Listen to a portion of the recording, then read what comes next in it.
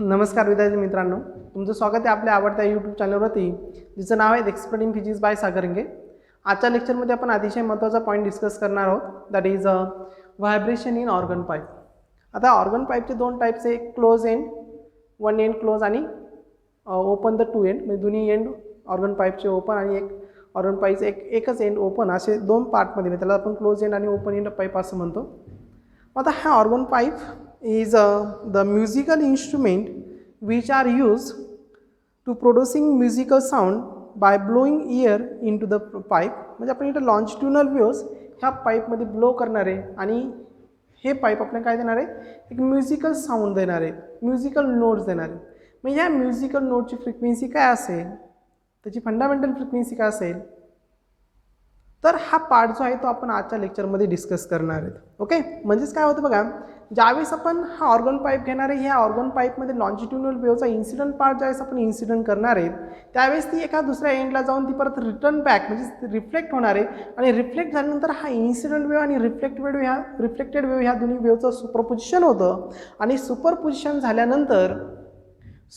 झाल्यानंतर आपल्याला जी वेव्ज मिळते त्या वेव्जला आपण टेशनरी वेव्ज असं म्हणतो. काय म्हणतो, टेशनरी वेव्ज. अतिशय सिंपल पार्ट आहेत. म्हणजेच काय, आपण एक ऑर्गन पाईप घेणार, त्या ऑर्गन पाईपमध्ये इन्सिडंट लॉन्जिट्युडनल वेव्हचा इन्सिडंट पार्ट इन्सिडंट करणार आणि नंतर सेकंड एंडला म्हणजे अदर एंडपासून तो पार्ट काय रिफ्लेक्ट होईल आणि इन्सिडंट पार्ट आणि रिफ्लेक्टेड पार्ट यांचं सुपरपोजिशन होईल आणि तिला आपल्याला एक म्युझिकल नोट्स मिळेल. त्या म्युझिकल नोटची फ्रिक्वेन्सी काय असेल, हा पार्ट आपल्याला इथं डिस्कस करायचा. याचं जर आपण जनरल इक्वेशन जर घेतलं, okay, equation of organ pipe, तर y is equal to, that is a stationary wave, is equal to 2a cos किंवा असं घेतलं ते चालेल, sin kx into cos omega t.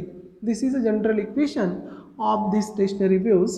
मग याच्यामध्ये आपण सुरुवातीला बघूयात, that is one end closed pipe,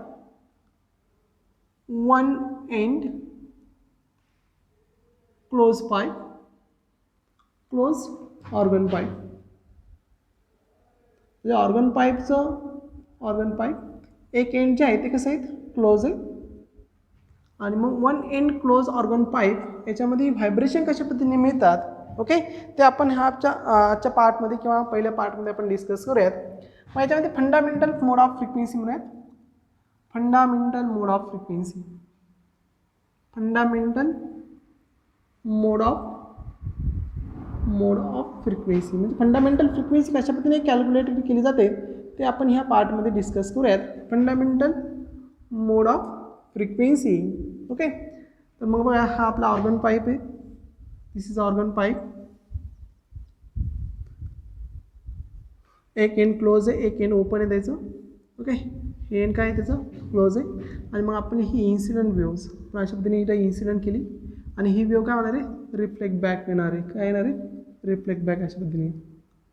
okay, this is a first mode. मग आता आपण ह्या पार्टची जर वेवलेंथ जर मेजर केली तर ही वेवलेंथ मिळेल आपल्याला λ/4. किती मिळेल वेवलेंथ, λ/4. आणि हा जो पाईप आहे ह्या पाईपची लेंथ आपण L ॲझ्युम करूया. ओके, मग आता इथं असं म्हणूयात, L is a length of organ pipe, length of organ पाईपची काय लेंथ आहे. मग आपल्याला फॉर्म्युला माहिती आहे, that is a frequency N is equal to, नंतर व्ही घेऊयात आपण. V is a speed of किंवा व्हिलॉसिटी ऑफ साऊंड वेव्ह जी आपण याच्यामध्ये इन्सिडंट केली, त्याला आपण लॉन्जिट्युडनल साऊंड वेव्ह असं म्हणलो, जी आपण इथं इन्सिडंट केलेली. ओके, आणि नंतर ही रिफ्लेक्ट झाली, तिची velocity, that is V is a velocity of sound wave. Then frequency equation, किंवा इक्वेशन ऑफ फ्रिक्वेन्सी तुम्हाला माहिती आहे, N is equal to V upon lambda. From फिगरवरून आपल्याला लॅम्बडा याचं व्हॅल्यू फाइंड करता येईल. मग आपण असं म्हणूयात, λ1/4 is equal to L, that implies λ1 is equal to 4L. Lambda is wavelength of this fundamental mode. ह्या मोडची काय ही वेवलेंथ आहे. Okay, so lambda is equal to 4L. So इथं आपण फंडामेंटल मोड म्हणणार आहे. So the equation of frequency, so N1 is equal to V upon 4L. लॅम्बडाची व्हॅल्यू काय टाकली आपण 4L. So n1 is equal to V आपण lambda 1. So n1 is equal to V आपण 4L. This is the equation of lowest frequency or fundamental frequency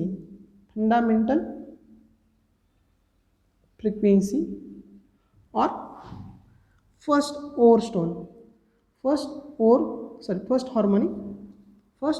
harmonic म्हणजे त्याला आपण first harmonic म्हणणार, फंडामेंटल फ्रिक्वेन्सी किंवा लोएस्ट फ्रिक्वेन्सी असं म्हणणार. That is n is equal to V upon 4L. n1 is equal to V upon 4L. आता आपण बघूयात नेक्स्ट मोड ऑफ फ्रिक्वेन्सी. याच्यानंतर येणार next mode of frequency.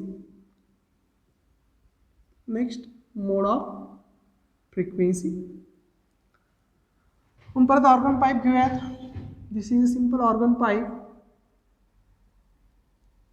Okay, आता याच्यामध्ये वन एंड क्लोज आहे आणि वन एंड कसं आहे ओपन आहे. अशा पद्धतीची आपण वेव्हज इथे काय केली इन्सिडेंट केली, नंतर ही रिफ्लेक्ट होणार अशा पद्धतीने काय आली रिफ्लेक्ट. ओके, सेकंड मोडमध्ये. मग आता इथं आपण ही टोटल ऑर्गन पाईपची लेंथ ॲझ्युम केली. This is the length of organ pipe that is L. आता इथं वेवलेंथ जर घेतली तर एवढ्या पार्टची वेवलेंथ दिली λ/2. ओके, याला मी λ2 म्हणतो. आणि हा एवढा पार्ट आहे याची वेवलेंथ येईल किती येईल याची वेवलेंथ λ2/4. टोटल वेवलेंथ किती होईल λ2/4 प्लस हा एवढा पार्ट. ओके, या नोड पॉईंटपासून एवढा पार्ट λ/4 नोड पॉईंटपासून नोड पॉईंटपर्यंत डिस्टन्स λ/2. सो λ2/2. मग याला 2 ने डिवाइड केलं तर किती मिळेल 3 λ/2/4. ही काय झाली तिची टोटल वेवलेंथ या सेकंड मोड ऑफ व्हायब्रेशनची. आता इथं आपण जर फ्रिक्वेन्सी फाइंड केली तर फ्रिक्वेन्सी n2 इज इक्वल काय मिळेल n2 is equal to velocity of wave divide by the wavelength that is λ2. आता इथं λ2 जर आपण फाइंड केला सो फ्रॉम फिगरवरून काय दिसेल आपल्याला 3 λ2/4 is equal to L. So λ2 is equal to काय मिळेल 4L/3. आता ही व्हॅल्यू आपण इथं जर सबस्टिट्यूट केली λ2ची तर काय मिळेल बघा n2 is equal to v upon λ2 is 4L/3 that is 3v/4L. मग आपण इथून जर 3 कॉमन जर घेतलं तर काय होईल बघा 3 इन ब्रॅकेट v/4L आणि v/4L is a fundamental frequency. v/4L काय आहे fundamental frequency in close pipe. मग n2 is equal to 3 that is 3 into n1. तर n2 इज इक्वल किती मिळालं आपल्याला 3n1 मिळालं. म्हणजेच n1 फ्रिक्वेन्सी नंतर किती मिळते डायरेक्ट 3n1 मिळते. सेकंड मिळते का नाही याचा अर्थ काय इथं सेकंड हार्मोनिक ॲब्सेंट आहे, थर्ड हार्मोनिक प्रेझेंट आहे. मग याला म्हणणार आपण that is this frequency is called third harmonic.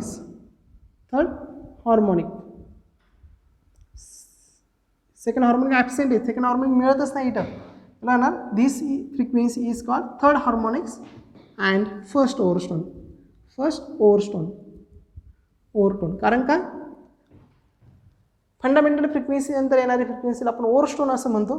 मग आता फंडामेंटल फ्रिक्वेन्सी v/4L आहे, याच्यानंतर येणारी फ्रिक्वेन्सी कोणती येईल n2 is equal to 3 and that is 3v/4L. ही काय तुमची फर्स्ट ओव्हरटोन आणि थर्ड हार्मोनिक्स. ओके, नंतर थर्ड पार्टमध्ये फाइंड करूया that is third is next mode of frequency. किंवा थर्ड मोड ऑफ फ्रिक्वेन्सी असं म्हणतात त्याला नेक्स्ट मोड किंवा थर्ड मोड ऑफ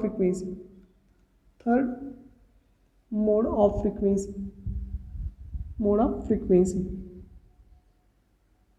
हा सेकंड मोड होता. थर्ड मोडमध्ये कशी पद्धतीने मेल ते बघूयात आपण. Third mode of frequency.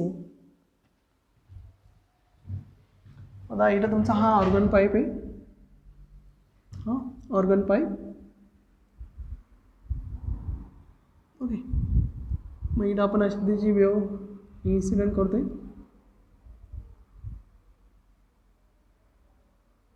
He reflect होऊन बॅकला जाते.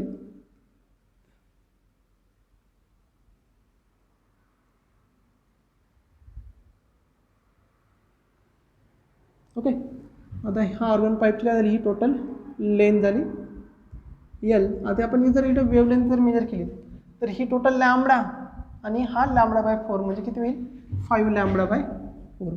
मग आता हिची वेवलेंथ आपण घेऊयात 5 लॅम्बडा 3/4 कारण ही थर्ड मोडची फ्रिक्वेन्सी म्हणून हिची वेवलेंथ लॅम्बडा 3 आपण कॅल्क्युलेट करतोय. So 5 lambda 3/4. आता आपण इथं जर फ्रिक्वेन्सी जर फाइंड आउट केली ह्या मोडची तर n3 थर्ड मोडची frequency n3 is equal to v upon lambda 3 from figure. परत फ्रॉम फिगर लॅम्बडा 3 किती मिळेल तुम्हाला इथं lambda 3 is equal to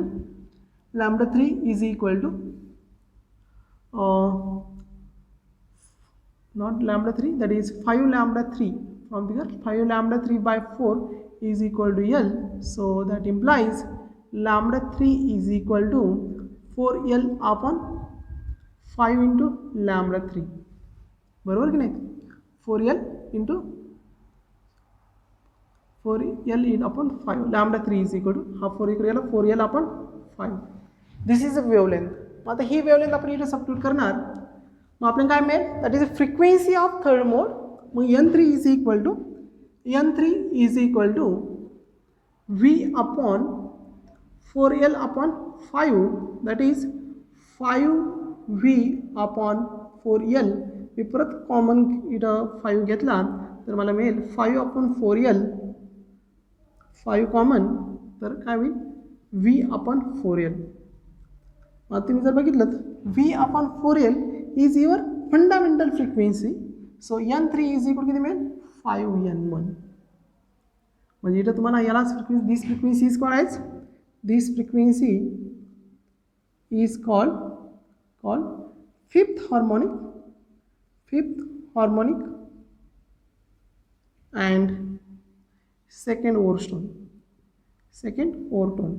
okay, आता आपण इथं हे इक्वेशन नंबर याला मी 1 म्हणतो, याला 2 म्हणतो आणि इक्वेशन 3 म्हणतो. तर इथं आपण जर फ्रिक्वेन्सी जर बघितली ही इंटिग्रल मल्टिपल आहे पण कशी ऑड इंटिग्रल मल्टिपल आहे. म्हणजेच n1 3n1 5n पुढची मेल आपल्याला 7n1 त्याच्या पुढची मेल 9n1 म्हणजे इथे सगळे ऑड नंबर ऑफ हार्मोनिक्स मिळत आहेत. ऑड नंबरचे हार्मोनिक्स मिळतात म्हणजे 1 मिळतोय 3 मिळतोय 5 मिळतोय 7 मिळतोय म्हणजे इव्हन हार्मोनिक इथे कसे आहेत ॲब्सेंट आहेत.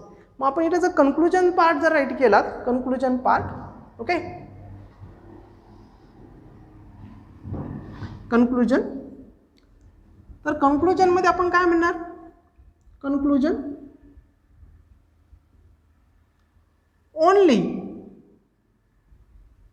Odd harmonic frequency odd harmonic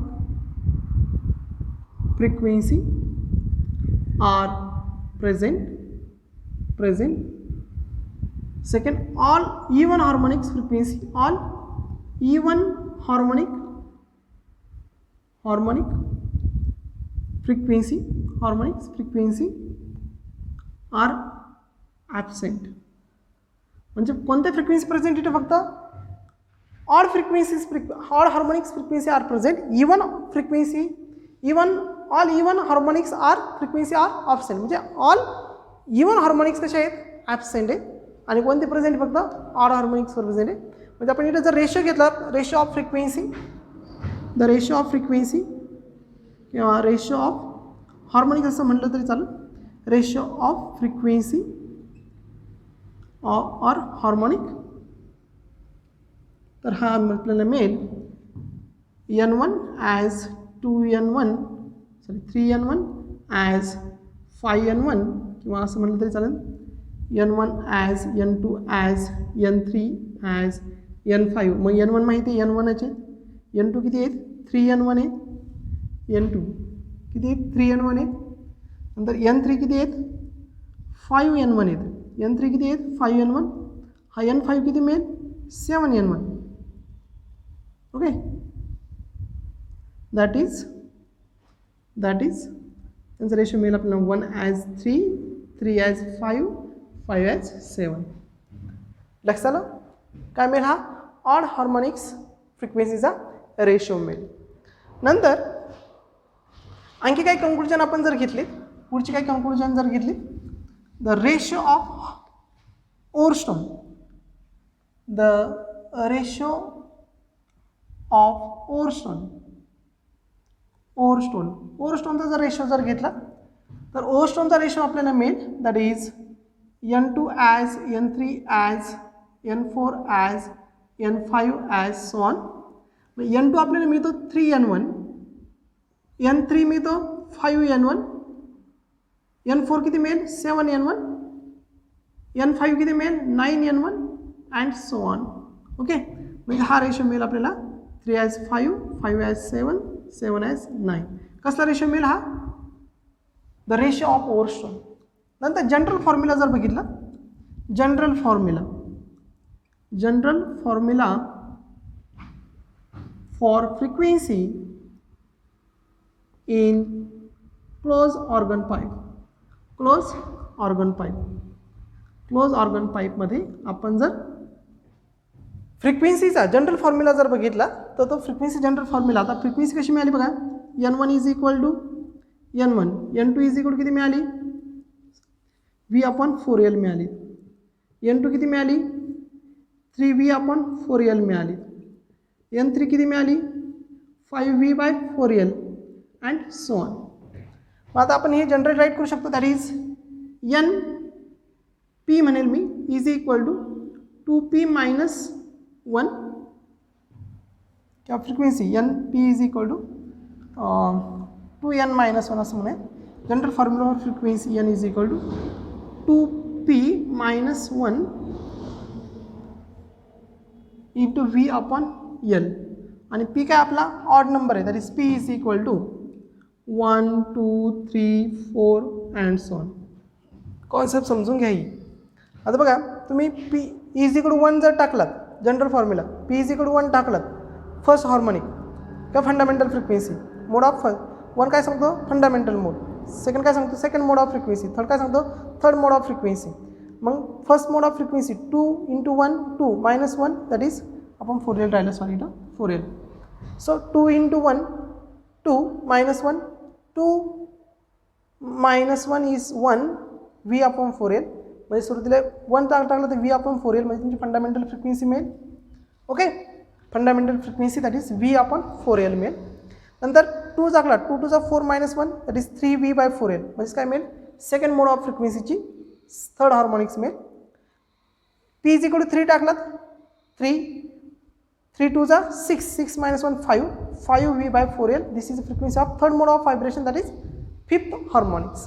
अशा पद्धतीने आपल्याला इथं general formula of frequency calculate करता येईल.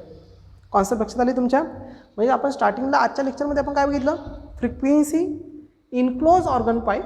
फ्रिक्वेन्सी कुठे बघितलं आपण क्लोज ऑर्गन पाईपमध्ये, आणि क्लोज ऑर्गन पाईपमध्ये ज्यावेळेस आपण फ्रिक्वेन्सी मेजर केली त्यावेळेस आपल्याला असं लक्षात आलं की क्लोज ऑर्गन पाईपमध्ये फंडामेंटल फ्रिक्वेन्सी नंतर कोणती मिळते, फंडामेंटल फ्रिक्वेन्सी नंतर थर्ड हार्मोनिक्स, नंतर फिफ्थ हार्मोनिक्स, नंतर 7 हार्मोनिक्स, म्हणजे all harmonics are present and all even harmonic are totally absent. म्हणजे इवन हार्मोनिक्स आपल्याला क्लोज ऑर्गन पाईपमध्ये मिळत नाहीत. कॉन्सेप्ट लक्षात आली असेल तुमच्या. आणखी काही इम्पॉर्टंट पॉईंट असेल ते आपण राईट करूयात. आता तुम्ही इथं जर position of nodes find out जर केले, position of nodes okay, conclusion पार्टमध्ये पोझिशन ऑफ नोड,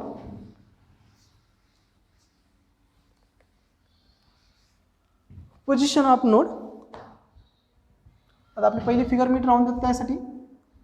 अशा पद्धतीची आपली वेव्ह इन्सिडंट आणि ही नंतर रिफ्लेक्ट होणारी. म्हणजे आपण इथं node point, position of node point घेतलात, पोझिशन ऑफ नोड ओके.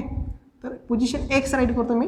मग पोझिशन ऑफ नोड पॉईंट जी आहे ती आपल्याला इथं मिळेल दॅट इज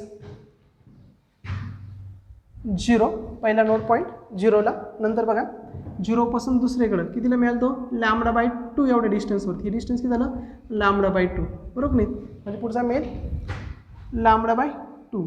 नंतर पुढचा नोड पॉईंट इथं, हा first second third node point lambda by 2 नंतर किती येईल हा लॅम्बडा बाय 2 म्हणजे लॅम्बडा नंतर येईल पुढचा 3 लॅम्बडा बाय 2 नंतर 2 लॅम्बडा अँड सो ऑन. हे झाले पोझिशन ऑफ नोड. नंतर position of antinode. Position of antinode. आता अँटीनोडसाठी आपण जर पोझिशन इथं जर बघितली तर एक्स इक्वल टू मिळेल आपल्याला पहिली पोझिशन पहिल्या ह्या फिगरमध्ये लॅम्बडा बाय 4 वरती पहिला मिळाला. अँटीनोड कुठं मिळाला ह्या पॉईंटपासून हा तुमचा रेफरन्स असणार आहे 0. मग इथून पहिला मिळाला लॅम्बडा बाय 4 वरती हा अँटीनोड मॅक्झिमम ॲम्प्लिट्यूडचा पार्ट. मग इथं मिळेल तुम्हाला लॅम्बडा बाय 4. आता पुढचा बघा हा झाला लॅम्बडा बाय 4 वरती पहिला अँटीनोड. त्याच्यानंतर दुसरा अँटीनोड इथे मिळेल म्हणजे डिस्टन्स किती होईल हा लॅम्बडा बाय 4 आणि नंतर हा लॅम्बडा बाय 2 म्हणजे किती होईल 3 लॅम्बडा बाय 4. 3 लॅम्बडा बाय 4 लक्षात आलं.